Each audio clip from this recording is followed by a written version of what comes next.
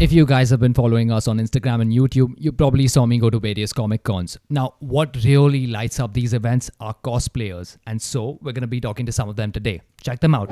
Alright, so now that we have the formalities out of the way, we're ready and hopefully relatively comfortable. Yeah, okay. So I'm here with Tanya. Hi, I'm Tanya, also known as Syrinx Cosplay on Instagram, and I'm here today to talk about my cosplay journey. Surya. Hi, I'm Surya Sreenivasan, also known as Scythe Skunkworks, a full-time cosplayer and prop maker, and I'm here with you guys today to talk about my cosplay journey. And Yash. Hello, my name is Yash Indap and I am a cosplayer and cosplay photographer. I am cosplaying Naked Snake from Metal Gear Solid 3. To kick things off, I wanted to ask you guys, what was the first character that you saw and you just wanted to instantly cosplay as that, even before you know cosplaying is a thing? Who goes first? Okay. Well, for me, it was actually DMC3 lady. Right. And I think this was early 2000s or so. So I discovered about cosplaying somewhere in 2008 or 2009. But when I saw Lady from DMC3 way earlier in the 2000s, yeah, that was an outfit I wanted to wear for the rest of my life. Nice. What about you? So for me, I had an interest in sort of historical weapons and armors and stuff like that. So as growing up, early 2000s, played a lot of Diablo 2. So Diablo 2 Barbarian was my thing. Right. And that also ended up being my first cosplay. Right. Nice. What about you? Yeah, so I think back in maybe 2008, 2009, I was playing Tekken on the PlayStation Portable, Tekken 5. And yeah, Devil Jin, the guy with the wings and the tattoos, I'm like, this is who I aspire to be. Well, that never came to fruition yet, but yes, that was, I think, the first the character which I saw and said, wow, this is something I want to, do myself. How are you going to arrange the six-pack though? Another heartbreak. Well, we do have a lot of makeup for that. Yeah. Right. Okay, That's nice. an option. How does that work though? We do a lot of shading and painting, highlighting. So if I wanted absolutely. I've never had abs in my life, and if you see some of my photos, there's hardcore abs there. We could use a lot of makeup as long as we have a workable surface. Right, a workable surface. You mean if there's a belly, is it? A little bit is fine. Little bit is fine. Okay. Maybe not as much as I would say, you can't be looking 6 months pregnant. Fair enough. Okay, good, nice. Then there are other alternatives as well. You do get silicone body shapes, which gives you you can go from a man to a woman to a man with six packs, with your perfect Mr. Universe kind of body as well. Right. And just add on more stuff to that. So in the world of cosplay, there's a lot of stuff that you can do to enhance yourself physically. We can also make muscle suits. Whoa. So basically it's like a bodysuit, but then we glue on muscle bits to you from foam. So you get all the muscle definitions you want. You want larger arms, then we just concentrate on the arms. If you want just your pecs and your six pack, we can do just that. If you want an 8-pack, we can do that as well. You want to put abs on the side, we can do that as well. It's just onto your imagination and time. So if I somehow get a date, I'll give you a call, right? Yeah, but also need to take into account that, I need to measure you up and build it for you. So it's going to take a couple of months. So in advance. In advance. All right, I think we got a couple of years for that, so we're good. So It would be funny if you weren't so good looking. wow. Thanks, dude. Anyways, okay, on to the next one. So this one's a chicken or egg question. All right, what comes first for you guys? Playing as the character that you're about to cosplay as, or cosplaying and then playing as the character? Well, for me, it's mostly whenever a gameplay trailer comes out, right? And I will see a character that looks absolutely stunning and I want to cosplay that. Yeah. Then maybe I will start parts of it just from the trailer. And then when the game comes out, of course, I'll play a little more, get all of the views that I need, all of the finer details. And then I'll finish off my cosplay. Nice. Yeah. You? I would say yes. A lot of inspiration does come from many hours playing a video game. Like I said, Barbarian. I wanted to be the Barbarian. Right. A lot of also what we do is we'll have friends who'll say, hey, we are doing this sort of group. we're going to be all characters from, let's say, X game or Y game or something of that sort. And then we'll kind of, assign roles. Hey, you're the tall guy, so you can be this guy. You are the lady, so you can cosplay as this person. So it's a combination of both. So it could be honestly anything. Whether you choose to be part of a group, which is also fun because then you get a lot of other content as well. You have the poses and you have the dynamics. It makes the whole experience a lot more complete than just doing a solo cosplay. So it does help a lot in that sense. But also, I do play a lot of video games and I do want to cosplay characters from there. So I'm inspired from both ends of it. Well, so I think I began my cosplay journey, if you could call it that, in 2016. And I think so far I've only cosplayed a couple characters, 3 to 4.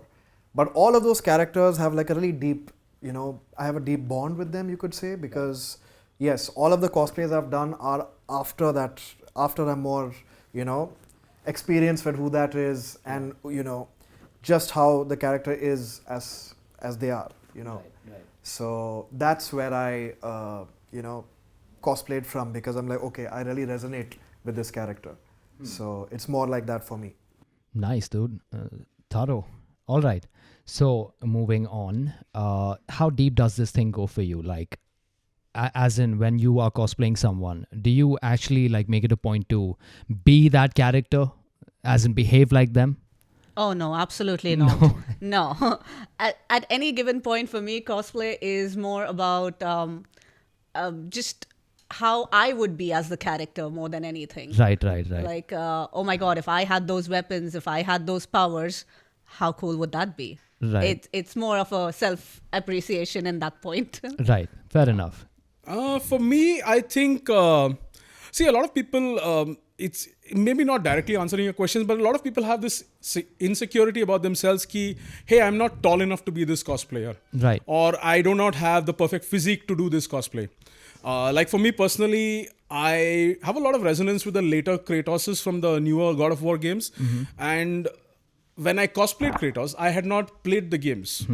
So I do resonate with the character. I do have that appreciation for the character. And I do not look anything like a Greek god. Like I am not 6'5", I do not have a chiseled six-pack and whatever else. But then for me, the experience of being Kratos is just like, wearing the cosplay, feeling the armor. And then when you interact with people, so when I'm walking around in the conventions or any events as this, people will be like, can you say boy? Right. So you see, it's also a lot of way to connect with people. So it's how you feel in the character. You don't have to be the character per se. So people think that, I can only cosplay this because I am of this race or of this body type or something of that sort. I don't think as a cosplayer or as somebody who enjoys the art, there has to be a perfect one-to-one correlation. Right. So that's how I look at it. It's if you are having fun, go for it. Can you say boy? Boy. All right. Yeah, so it's like this. When you're doing the cosplay, like, you're not, for me at least, I'm not 100% always in that cosplay, in the character zone. Like, I'll be doing my own thing, Yeah. But when I meet someone who's like a like-minded individual, someone who likes the whole, the franchise or anything that I'm doing regarding cosplay, then yes, I love to delve, I love to devolve into just being that person and saying and doing whatever they say, trying and, mimicking what they say, how they do it, just for like, appreciating it with someone who knows the medium, who knows the character. Especially if it's something really obscure, then meeting that someone and like, okay, then it's time to behave like that person. So, say the dialogues, do the actions. Love doing that, Okay. So what's been the hardest cosplay you've ever done? Oof. Oh my God, that has to be Alex Straza. Okay. Yeah, Okay. and also Monster Hunter, Nargacuga's armor from Monster Hunter. Basically, what happened was one of our the cosplayers we follow internationally was coming for a convention, and for us, when you meet somebody that is in your field and that you admire, you want to turn up with something that you've built yourself. So it was like a 1-month dash to build 2 cosplays between both of us, and this person had recently won a very important cosplay event. It's called the World Cosplay Summit. So it's like the best cosplayers from each country go and compete in Japan. Right. And then they have to do a stage act and all of that. So it's an extremely technical process when it not only comes to building the cosplays, but also, you know, performing in it, because cosplay is what? Costume and role play. So the role play part, many people forget. Right. Whereas this competition emphasizes on that as well. So we got a chance to meet one of them, and it turns out he's a very cool person. And then when you turn up in cosplay, then you have immediately things to talk about. And it's also like, you know, hey, we appreciate your work and can you give us feedback? Right. Because let's be honest, they're the professionals, they're the actual professionals, and we had a wonderful conversation with him as well. So for us, that rush to build that was a bit of a thing. For me, I generally nowadays prefer cosplays which I know I have higher degree of mobility in. Because what happens when you're building a cosplay, it's fine. You can build a giant robot. But if you cannot bend your back for 3 hours, if you're not used to doing that, it becomes a problem. Right. So there's a lot of physicality to cosplays which people don't understand. I have a samurai armor. Now, traditionally, a samurai armor can be worn all day long. Yeah. Now, I designed my samurai armor so that I could sit in it. But can you just imagine standing as a knight all day long? Because knight armor generally does not allow for movement. Of course. So you're like just in this sort of vertical standing erect pose all the time. So it becomes physically taxing. And that, I think, is a lot of things that cosplayers don't understand. Right. My early cosplays were all like that, where I was just like, You didn't consider the comfort level. yeah, I did not consider the comfort level. So I would also say to cosplayers, like, you know, unless you're doing a competition, go for comfort. Like, you will have these cosplayers and characters who wear like 6-inch heels and like pencil thin heels and stuff like that. Right. Or combat boots, which are of a certain color. Like, I would say just wear comfortable shoes because you're not going to a competition. Or just wear those shoes for the competition. Right. Right. Or just wear that particular piece of armor for the competition judging. Be Because you practical. got to be comfortable as well. Yeah, People yeah. forget that. Makes sense. Yeah. So for me, it's like get All your comfort. initial stuff basically was the hardest. We were just less experienced. Yeah. Yeah, we live and we learn. Yeah. We live and live. Same experience with me. Like, my first proper cosplay, actually, no. So 2015, or was it 14? I think it was 15, my first Comic Con. I got to know about it just a day or two in advance. And I know, like, oh, Comic Con means cosplay. I should cosplay something. So last minute, it's basically my bed sheet I took, wrapped it around me, and I put like some knives in my back, like just the hilt, and I'm like, okay, I'm Caesar now. Julius Caesar. One day cosplay. How did I miss that? the hardest though.